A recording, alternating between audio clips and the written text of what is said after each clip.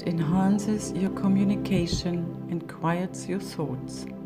It also strengthens your immunity and heart-brain coherence.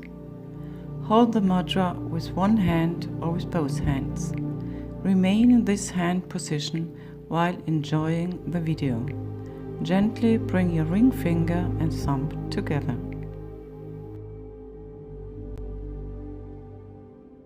Number one regret that people had, people who were dying, who knew that they were crossing over and making their transition, the top regret was I wish I'd had the courage to live the life that I knew I was destined to live. In other words, that I had a purpose, that I knew that there was something greater that I came here to do, that I signed up for something other than just to fit in and to go along and to follow somebody else's rules. And most of us are not, don't allow ourselves the freedom to listen to those internal callings, those things that we all feel are just so important to us. I can give you two examples of the two most significant moments in my life that I can think of, other than the birth of my children and all those wonderful things that took place. But I went to my father's grave in 1974, a man that I just hated. I was filled with rage and antipathy and anger towards. And I was called to go there at the age of 34. And I went there because I was just angry. I wanted to make a connection. I just couldn't believe that this man, he'd been dead for 10 years and I had just found out. And I stood on his grave for the longest time just cursing and being angry. And I went back to my car. It was down in Biloxi, Mississippi. And I got into the rental car to drive back to New Orleans, and then I was going to fly back up to New York because I was a professor at St. John's University in New York City. I was been thinking about wanting to write and all of that, but nothing was going right for me at that time. I was out of shape, things weren't working well, I was drinking, I had been doing drugs, I was in a bad relationship. My whole life was just not on the kind of path that it is on today. And I got back in the car to go, and I felt I'd finally done that, and I had a calling. I was called back by some invisible intelligence, some burning desire, something that we call light, something that we call the impersonal part of us that is always directing us, and it's always directing you as well. You're listening to it sometimes. Most of the time we ignore it in the name of fitting in or doing what I don't have time, or I'm too old, or I'm too fat, or I'm too skinny, or I'm too white, or I'm too black, or I'm too poor, and endless we go with all of the reasons why we can't fulfill a destiny that we know is ours, that we signed up for, that we're here for in this infinite universe, that who we are is not this physical body that we're in that is here for a moment and gone. Who we are is this infinite intelligence, and we forget that. The same intelligence that created this infinite universe that never ends is you. You manifested in this infinite, divine, organizing intelligence. You're a part of all of it. And I got a calling, and the calling for somehow said, go back. You're not complete. That's not why you were sent here. That's not why I wanted you to go to your father's grave. I went back. Something came over me at the age of 34. I have no idea what it was. I do know now that it was light, it was God, it was that divine intelligence, whatever you call it. What I said at that gravesite, from this moment on, as I send you love, I send you kindness. Who am I to judge you? Who am I to condemn you? Who am I to be critical of you? I don't even know what you were living through and why you had to do what you did. I send you love from now on. I'd never had another bad dream about him. I was never angry about him. But the most intriguing thing happened is that my life made an entire shift. A shift that all of us can make at any moment. We never know. These callings are so strong, and yet they're always there. After I left Biloxi, that I flew up to New York, flew down to Fort Lauderdale. I had 2 weeks. I checked into a motel on A1A, the Spindrift Motel, and I wrote for 14 days. And I wrote a book called Your Erroneous Zones, which became one of the largest selling books in history. And it propelled my life in a whole new way. I stopped drinking. I started getting exercising more. My relationships all changed. The divine person that I was to meet showed up. My children showed up. Everything changed and shifted because I was willing to listen to that inner voice, that light that said, go back.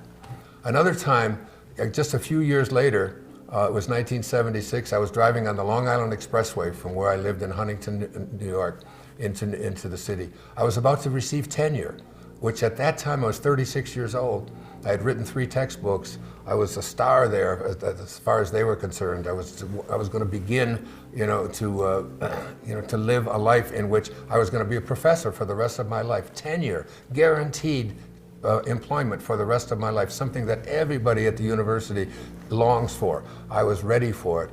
And I pulled off the Long Island Expressway as I was contemplating that. And I sat on the side of the shoulder there for about a half an hour, just watching the cars go by, wondering and asking myself, do I really want to get tenure and stay here and do what I've been doing? I've already done this. I know how to do it. Am I going to be in the same office doing the same thing? Am I going to live 90 years, or am I going to live 1 year 90 times over and over again?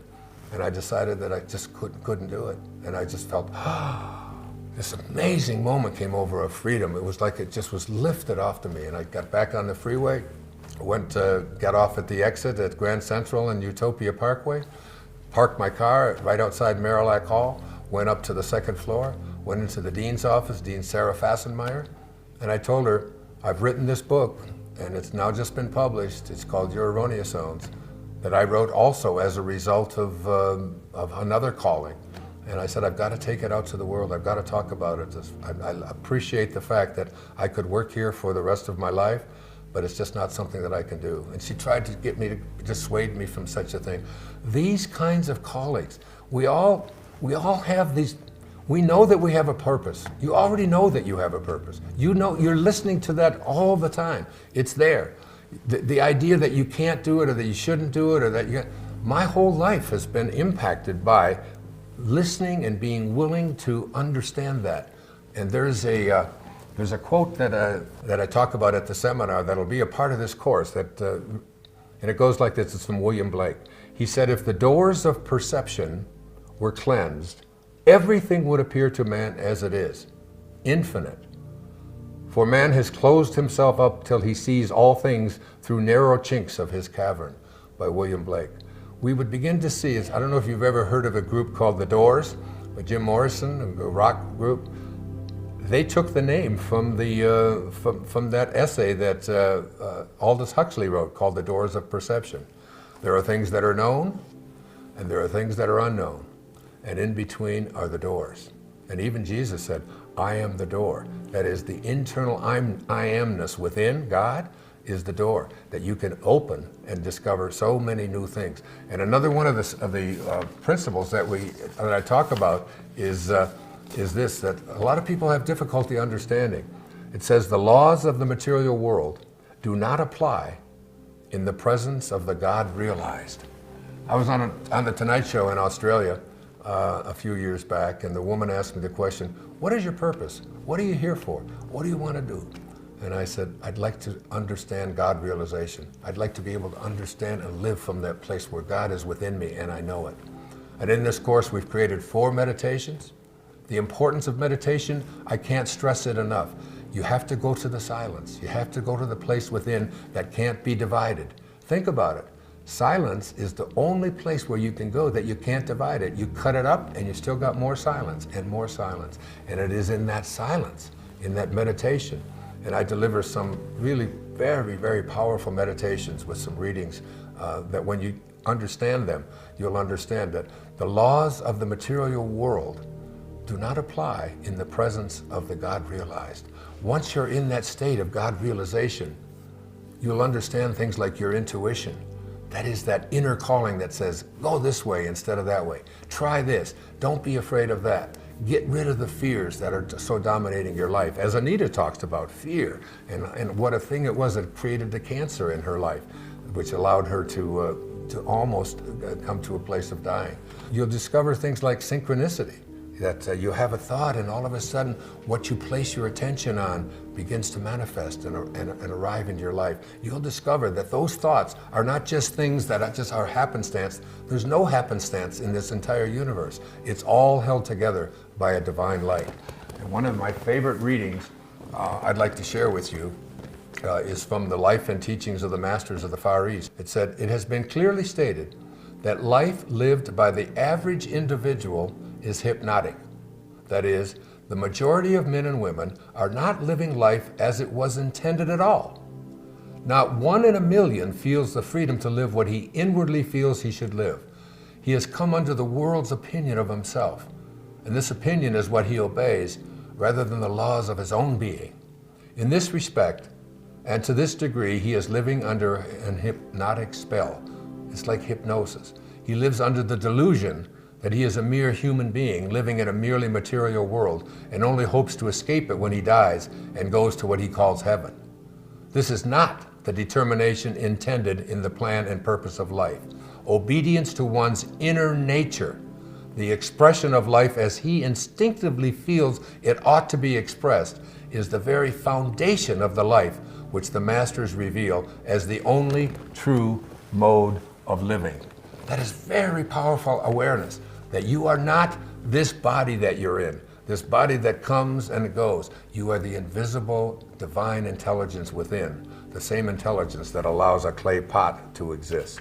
And finally, from the Masters of the Far East, the second volume, the moment you become free from the belief that you are mere human beings, subject to human laws of life and death and the limitations which human beings have imposed, that moment you will see that you are free from all human limitations and may become sons of God, if you will. The moment you realize that you are divine, that you are free from all limitations and possessed of the strength of divinity, and you know that this divinity is the place where being comes most directly in contact with God, man is then beginning to see and know that this divinity is not something to be injected into each other from without.